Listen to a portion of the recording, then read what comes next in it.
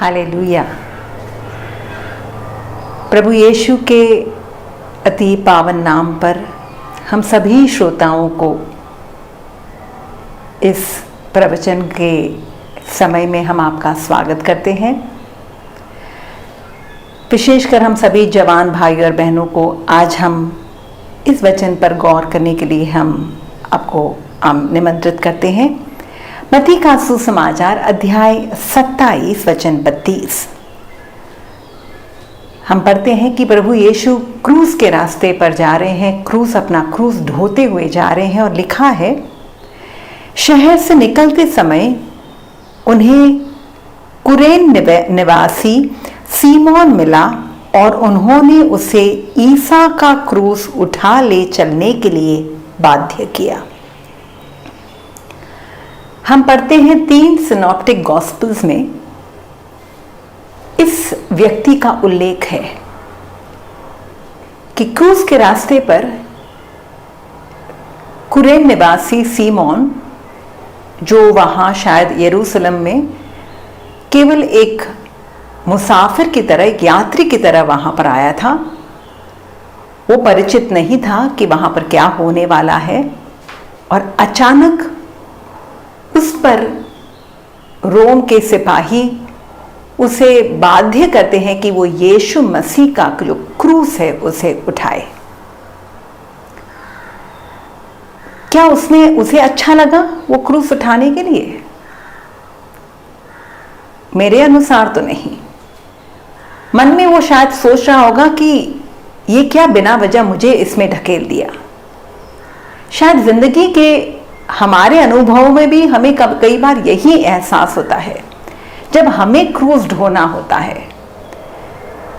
हमारा कोई कसूर नहीं, हमारा उसमें कोई दायित्व नहीं बनता, पर फिर भी हमें दुख झेलना पड़ता है। वो दुख किसी भी प्रकार का हो सकता है, कोई बीमारी हो या कोई संकट का समय, कोई विपत्ति आन पड़े, नौकरी चली जाए, पैसों की समस्या या घर में और कोई आपत्ति। विभिन्न प्रकार या नाना प्रकार के दुखों और यंत्रणाओं को हम झेलते हैं, और अनेकों बार उस सीमोन की तरह हमें लगता है कि हमारा क्या दोष। हम कई बार कुड़कुड़ाते हैं, हम गुस्सा करते हैं, हम दुखी होते हैं, निराश होते हैं, हताश होते हैं, मायूस हो जाते हैं, चिंतित होते हैं। कितने सारे नकारात्मक भावनाओं को उस दुख और विपत्ति के समय में हम उसका अनुभव करते हैं। अगर आप अय्यूब, पुराने विधान के अय्यूब इस पात्र को भी देखेंगे तो वो तो धर्मी व्यक्ति था, परमेश्वर के आज्ञाओं का बखूबी उसका अनुपालन करता था, पर फिर भी उन्हें कितनी सारी यानी यंत्रणाएं झेलनी पड़ी, और उनके ही दोस्तों ने अलग अलग उसके मतलब निकाले हैं, डिफरेंट इंटरप्रिटेशंस कि व्हाई वाज जॉब सफरिंग। और आज हम भी अनेक लोग यही सोचते हैं कि क्यों हुआ, और आखिर में अय्यूब भी परमेश्वर से ये सवाल पूछते हैं, क्यों, why Lord, why am I going through this.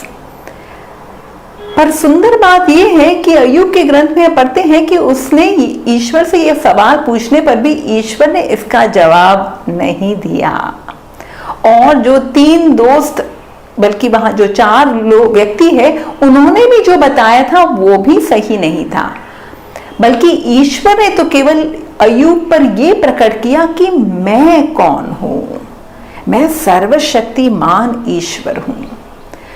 तो मुझे सुनने वाले सभी मेरे प्रिय भाई और बहनों, जिंदगी के कठिनाइयों में, परेशानियों में हम ये सवाल ना पूछे वाई, या कब तक, या इसमें से हम कैसे या क्या करें हम, बल्कि हम ये सवाल पूछे कि परमेश्वर क्या चाहता है मुझसे, परमेश्वर इस दुख की घड़ी में मुझे क्या सिखाना चाहता है, क्योंकि कुछ भी मेरे जिंदगी में बगैर उसकी अनुमति या उसकी जानकारी नहीं होता। अगर मेरे सिर का बाल बाल उसने गिना है तो जरूर इसके पीछे भी कुछ हेतु होगा। तो परमेश्वर इससे क्या सिखाना चाहते हैं, या परमेश्वर क्या मुझे मेरा कहां पर क्या मुझे सुधारना चाहते हैं, या कहां मेरा मार्गदर्शन करना चाहते हैं।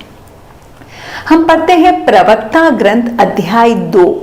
उसमें बहुत सुंदर प्रवक्ता जो ग्रंथकार है बहुत सुंदर तरीके से पवित्र आत्मा से प्रेरित होकर ये वचन देते हैं। अध्याय 2 वचन 2 और 3, जहां हर एक विश्वासी को ये पढ़ना जरूरी है कि लिखा है कि तुम्हारा हृदय निष्कपट हो और तुम दृढ़ संकल्प में बने रहो। जब विपत्ति तुम्हारे घर पर आती है, जब विपत्ति तुम्हारे द्वार को खटखटाती है, तब तुम्हारा जी ना घबराए और ईश्वर से लिपटे रहो, उसे मत त्यागो जिससे अंत में तुम्हारा कल्याण है। हमारा कल्याण कब है और किस में है? जब दुख और विपत्ति के समय हम प्रभु से लिपटे रहेंगे, हम उसे नहीं त्यागेंगे। यानी दुख की घड़ी में, संकट की घड़ी में हमें क्या करना चाहिए? हमें प्रभु के निकट आना है, प्रभु को खोजना है।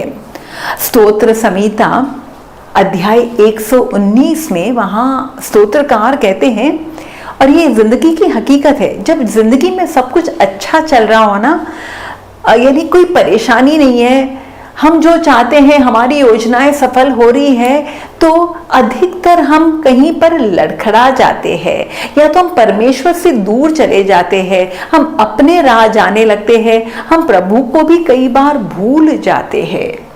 पर जब हमारे जीवन में कोई परेशानी आती है, हमें बेइज्जती, हमें जिल्लत सहना पड़ता है, या तो हमारे जीवन में कोई कष्ट आ जाता है, तो स्तोत्रकार कहते हैं, बहुत सुंदर लिखा है Psalm 119 verse 67, मैं अपमानित होने से पहले भटक गया था और अब मैं तेरे आदेशों का पालन करता हूं। देखिए, यानी उसके भटकने, जब वो भटके हुए थे तब उसे ज्ञात नहीं था कि मैं क्या कर रहा हूं, मैं प्रभु के निर्देशों का पालन नहीं कर रहा हूं। पर जब उसे अपमान सहना पड़ा तो वो अपने सुधबुद्ध में आया और होश में आया, और वो परमेश्वर के आदेश का पालन करने लगा। लिखा है, आगे चलकर वो बताते हैं इन वर्स 71 में लिखा है, अच्छा हुआ कि मुझे अपमानित किया गया, मैंने तेरी आज्ञाओं का पालन करना सीखा। यानी उस दुख और पीड़ा में वो विनम्र बने, विनीत बने, परमेश्वर के महान शक्तिशाली हाथ के नीचे उसने अपने आप को विनम्र बनाया और वो परमेश्वर की आज्ञाओं का पालन करना सीखे। परमेश्वर खुद कहते हैं स्तोत्र संहिता 50 वचन 15 के द्वारा, संकट के समय मेरी दुहाई दो। देखिए, प्रभु खुद कह रहे हैं क्या करना है, हमें प्रभु को दुहाई देना है। मैं तुम्हारा उद्धार करूंगा, और वादा है परमेश्वर का कि मैं तुम्हारा उद्धार करूंगा और तुम मेरा सम्मान करोगे। स्तोत्र संहिता 118 वचन 5 और 6, या वहां पर भी यही वचन है, संकट में मैंने प्रभु को पुकारा, प्रभु ने मेरी सुनी और मेरा उद्धार किया। संकट में हमें किसी व्यक्ति के पास नहीं जाना है, किसी दोस्त के पास नहीं जाना है, हम संकट में से बाहर निकलने के लिए खुद योजनाएं नहीं बनानी है, बल्कि हमें परमेश्वर को पुकारना है। बहुत सुंदर है और बहुत ही गहरी बात है। हम देखते हैं पुराने विधान में राजा यहोशापात, जहां उसके सामने 3 शत्रु के राजा अचानक उसके सामने आ जाते हैं, और जब उसे ये एहसास होता है कि मैं किसी भी तरीके से मेरा सामर्थ्य नहीं है, मेरी वो योग्यता नहीं, ना मेरी सेना की योग्यता है, वो परमेश्वर के वो दौड़े दौड़े जाते हैं परमेश्वर के मंदिर में, ये कहते हुए कि प्रभु मैं नहीं जानता मुझे क्या करना है, पर मेरी दृष्टि आप पर लगी हुई है। और परमेश्वर ने ही मार निकाला है, परमेश्वर ने ही मार निकाला, ये कहते हुए कि ये लड़ाई मेरी है।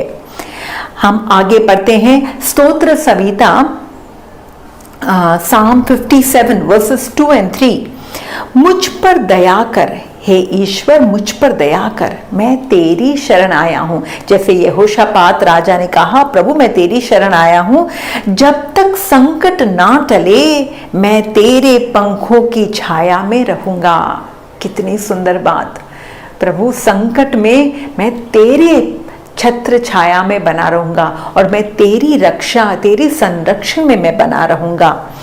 मैं सर्वोच्च ईश्वर को पुकारता हूं, ईश्वर को जो मेरा हितकारी है। देखिए, हमारा हित परमेश्वर से बढ़कर, हमारे सबसे बड़े शुभचिंतक परमेश्वर है, उससे बढ़कर और कोई नहीं हो सकता।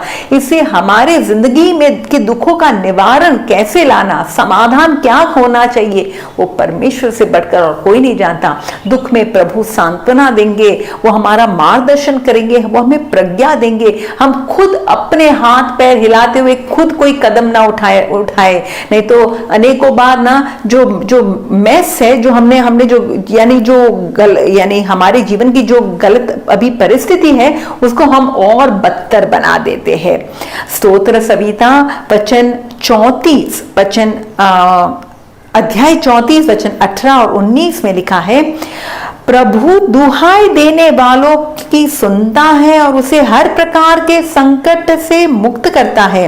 प्रभु दुखियों से दूर नहीं है, जिनका मन टूटा है प्रभु ने संभालता है। देखिए कितना बड़ा वादा है कि जो लोग दुखी हैं, प्रभु उनसे दूर नहीं है, बल्कि जिनका मन टूटा हुआ है, वो किसी भी कारण से, किसी ने हमें धोखा दिया, हमारे जीवन की योजनाएं विफल हो गई, कोई हमारा रिश्ता टूट गया, किसी भी कारण से हमारा जब मन टूटा है, सबसे करीब कौन है? हमारा ईश्वर।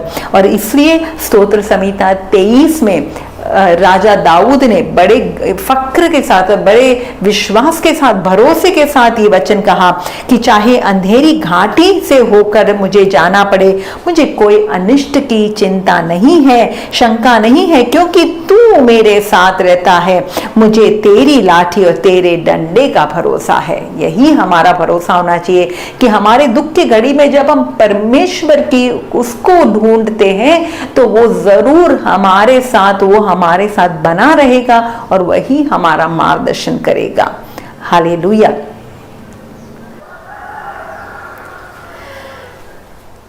मुझे सुनने वाले सभी भाइयों और बहनों, ये भी जान लीजिए, जब अंधकार का समय आता है, हम अंधेरी घाटी से गुजरते हैं, तो ये जान लीजिए क्या परमेश्वर इस बात से अज्ञात है? नहीं। पर उस अंधेरी घाटी में, उस अंधकार के समय में प्रभु ने एक बहुत बड़ा खजाना छिपा के रखा है।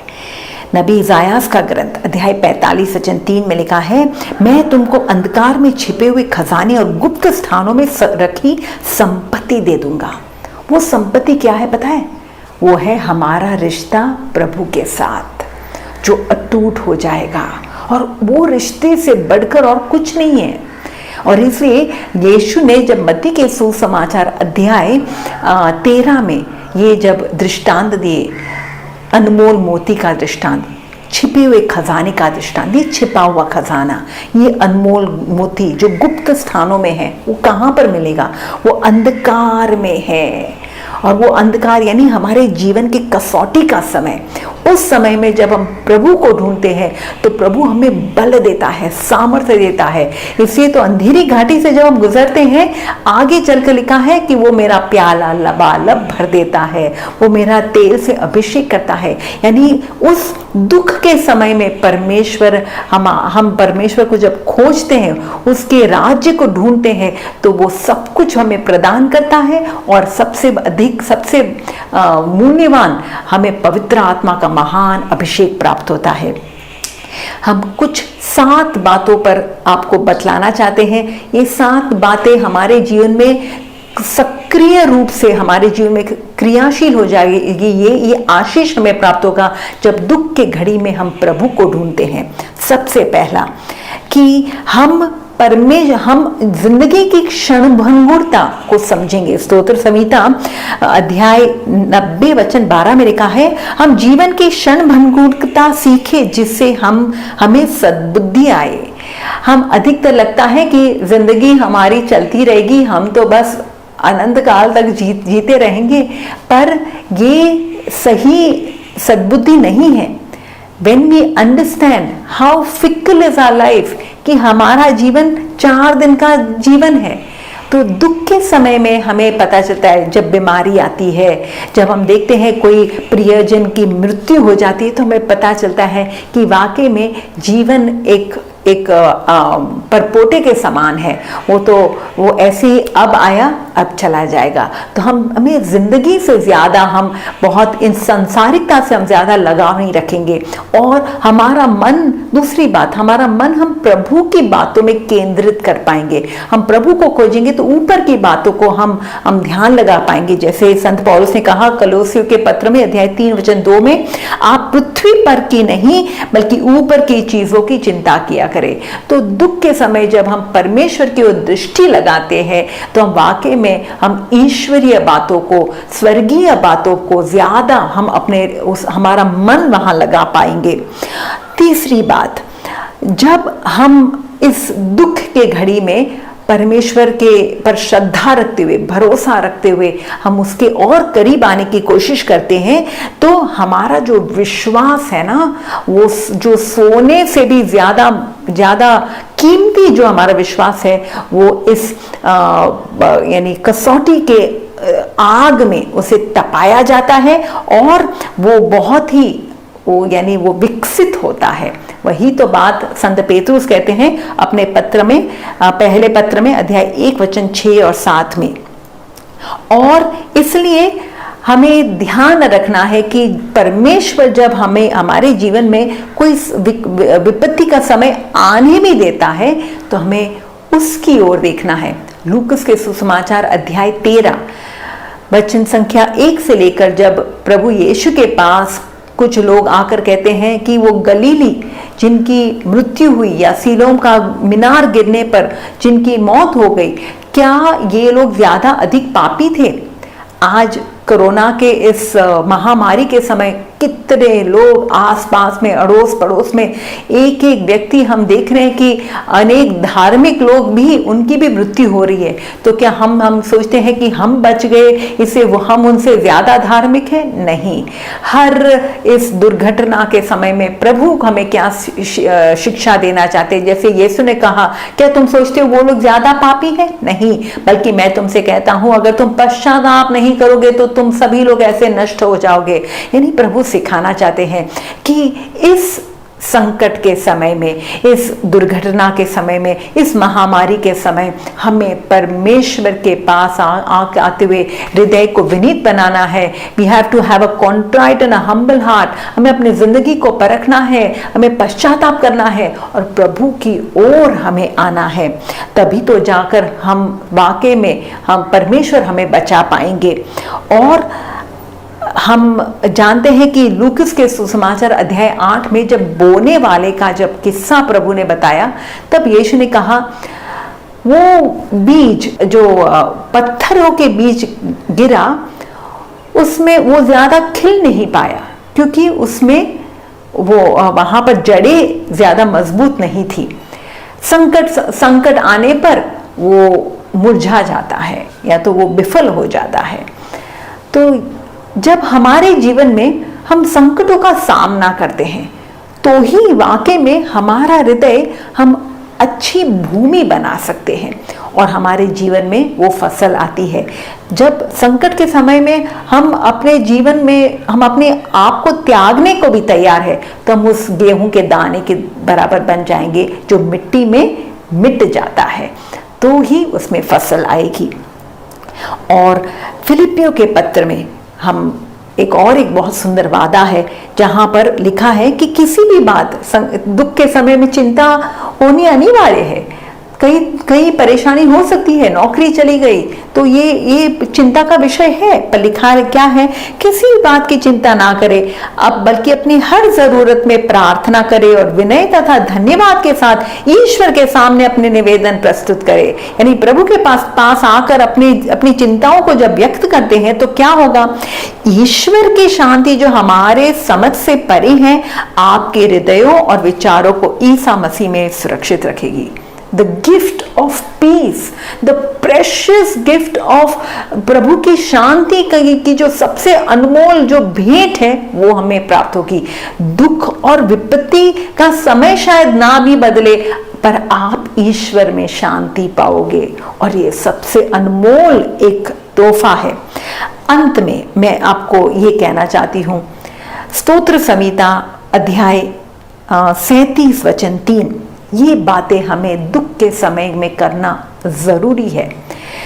हम अधिकतर स्व केंद्रित है, हम अपनी ओर देखते हैं, मुझे क्यों हुआ, पड़ोसी को नहीं हुआ, मुझे ही सब दुख झेलना पड़ रहा है, ये आफत मुझ पर ही आन पड़ी, मेरे जिंदगी में ही सारी तकलीफ आ रही है, ये हम ऐसा कहते हैं। पर हम ये सब स्व केंद्रित ना बने, बल्कि प्रभु केंद्रित बने। और जब आप प्रभु केंद्रित बनते तो प्रभु पर भरोसा रख सकते हैं, और साथ ही साथ हम दूसरों का भी सोचे। हम अनेक लोग पीड़ा सह रहे हैं, अनेक लोग दुखी हैं, हम उनको मदद करने के लिए कोशिश करें। और इसलिए लिखा है, गीतकार ने कहा, प्रभु पर भरोसा करो और भरोसा रखो और भलाई करो, तुम स्वदेश में सुरक्षित रह सकोगे। या trust in God and do good, two things very important, look to God, trust in him and do good. This is what Jesus did. क्रूस पर लटकते समय, क्रूस पर अपने प्राणों की आहुति देते समय यीशु ने यही किया। यीशु ने प्रभु पर भरोसा किया, प्रभु तेरे हाथों में मैं अपनी आत्मा समर्पित करता हूँ। और उन्होंने अपने बारे में नहीं, बल्कि अपने दाहिनी ओर उस चोर के बारे में, उसकी मुक्ति के बारे में सोच रहे हैं, क्रूस के नीचे खड़ी अपनी माँ के बारे में सोच रहे हैं। देखिए, वो उस समय में भी भलाई कर रहे हैं। तो वाकई में हमें भी परमेश्वर ये शिक्षा दे रहे हैं कि हम प्रभु की ओर देखें। कुरिन्थियों के नाम संत पौलुस का जो पत्र है, दूसरा पत्र अध्याय 7 वचन 10, इस वचन को हम अपने हृदय में ग्रहण करें। और कितना सुंदर वादा है यहाँ पर, जहाँ पर कहा गया है कि जो दुख ईश्वर की इच्छानुसार स्वीकार किया जाता है, उससे ऐसा कल्याणकारी हृदय परिवर्तन होता है कि खेद का प्रश्न ही नहीं उठता। हमारे जीवन में किसी भी प्रकार का या कैसा भी दुख, किसी की ओर से भी हमें जो दुख झेलना पड़ रहा है, वो अगर हम प्रभु की इच्छा अनुसार स्वीकारते हैं तो हमारा हृदय परिवर्तन होता है, और ये कल्याणकारी है हमारे लिए और हमसे जो भी जुड़े हैं। हमारे परिवर्तन के द्वारा दूसरों के जीवन में भी परिवर्तन आएगा। तो आखिरकार में हम नबी इज़ायास का जो ग्रंथ है, अध्याय 38 वचन संख्या 14 को सुने और आश्वासन पाए। परमेश्वर के ये वचन हम सबों को एक दिलासा दे। प्रभु, मैं कष्ट में हूँ, मेरी सहायता कर, मेरे दिन दुख में बीत रहे हैं। प्रभु अपने भक्तों को सुरक्षित रखेगा, उसका आत्मा उनमें नवजीवन का संचार करेगा। तू मुझे स्वास्थ्य प्रदान कर पुनर्जीवित करेगा। दुख मेरे लिए कल्याण बन गया। तूने मेरी आत्मा को विनाश के गर्त में गिरने से बचाया। तूने मेरे सब पापों को अपने पीछे फेंक दिया। दुख हम सब के लिए कल्याण बन सकता है। Troubles can make us better. We need not become bitter. हम प्रभु की ओर देखें और वाकई में हम अपने इन दुखों के द्वारा हमारे जीवन का कल्याण और दूसरों के जीवन में भी कल्याण का माध्यम बने। जय यीशु। मुझ पर हुई है कृपा, बेकार न जाने दूं, जिसने मुझे है चुना, उसकी ओर मैं बढ़ूं। मुझ पर हुई है कृपा, बेकार न जाने दूं, जिसने मुझे है चुना, उसकी ओर मैं बढ़ूं। देखूं तेरी सलीब पर खींचा मैं जाऊं। देखूं तेरी सलीब पर खींचा मैं जाऊं। मैं जीऊं या मरूं वो तेरे लिए है, तू मेरा प्रभु। मेरे जीवन का मकसद तू है, मेरे जीने का कारण तू है। मेरे जीवन का मकसद तू है, मेरे जीवन